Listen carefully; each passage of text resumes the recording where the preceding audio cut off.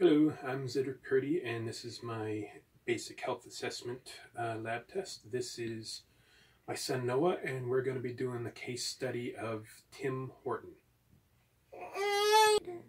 Okay, so before I perform my assessment, I'm going to be doing basic hand hygiene. Okay, I'm turning my light on as I enter the room, and I'm going to knock on the door and say, "Hi there, I'm Cedric Purdy. I'm your personal support worker student here today, and how are you feeling this morning?" So now what I'm going to do is I'm going to go ahead and raise my bed to working height, and I'm going to check with my patient. I'm going to check my doctor's orders first, and then I'm going to check his wristband, Tim Horton, and I'm going to ask him to give me his first and last name as well as his date of birth. Okay, and again, gotta make sure my bed is up to working height, and I'm also going to bring my handrails down.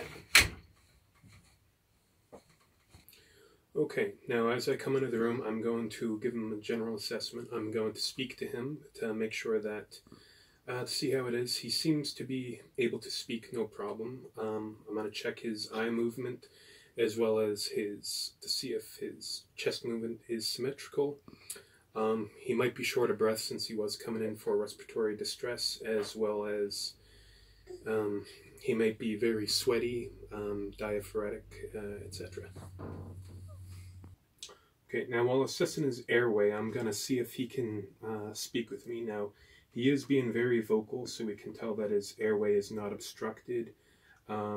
His O2 stats were low, but he doesn't seem to be having any major issues with his airway as of right now. Okay, now the doctor's orders want his oxygen saturation to be between 88 to 92% because he does have COPD, and we want his oxygen levels to be low enough so that he can, his breathing can be triggered by a low oxygen amount. So I'm going to go ahead and test his oxygen saturation right now.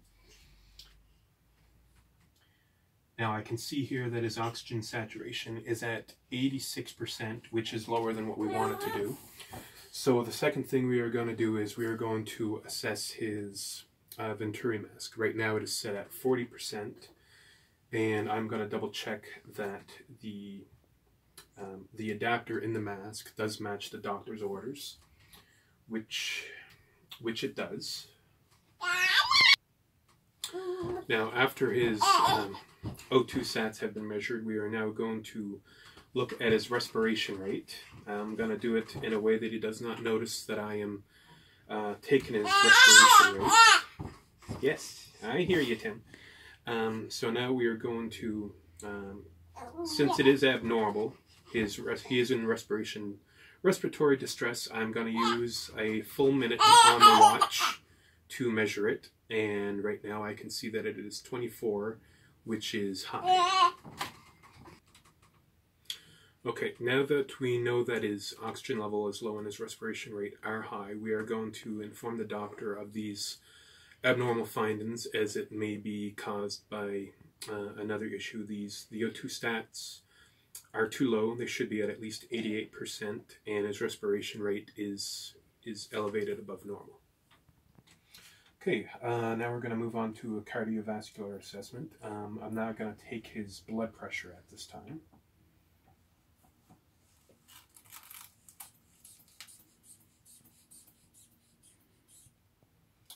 Now, normally I would be using this, but due to the setup that I have here, I can't really do blood pressure monitoring accurately on a baby, but I would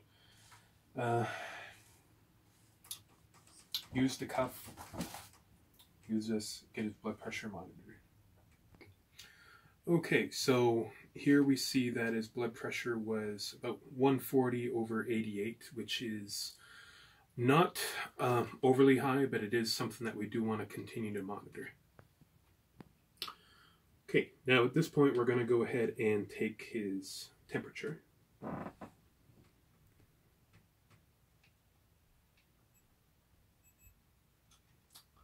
Okay, so it is reading at about 37.5. It's not considered high temperature, but it is at the point where you do want to keep an eye on it, because if it does go over the 38-degree mark, it is something that is cause for concern.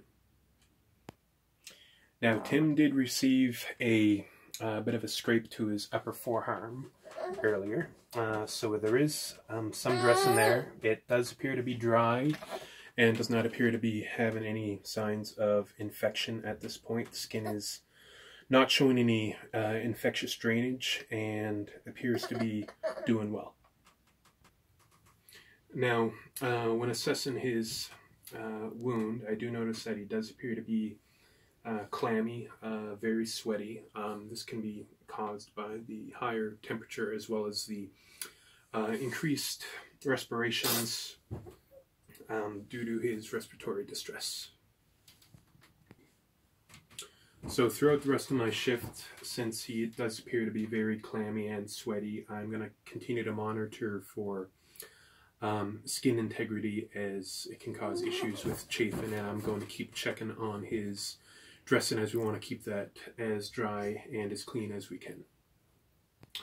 Okay, so after assessing his vitals, I am going to change his dressing on his arm. So what I'm going to do is I'm going to raise his rails up. I'm going to lower his bed down to a safe level, and I am going to perform hand hygiene, and I'm going to get set up to perform a sterile dressing change. Okay, so now that I'm back in the room, I'm going to go ahead and raise my bed up to a working level, and I'm going to lower the rails again. Well, apparently not, because this doesn't want to work, but I will go ahead and set up a sterile field,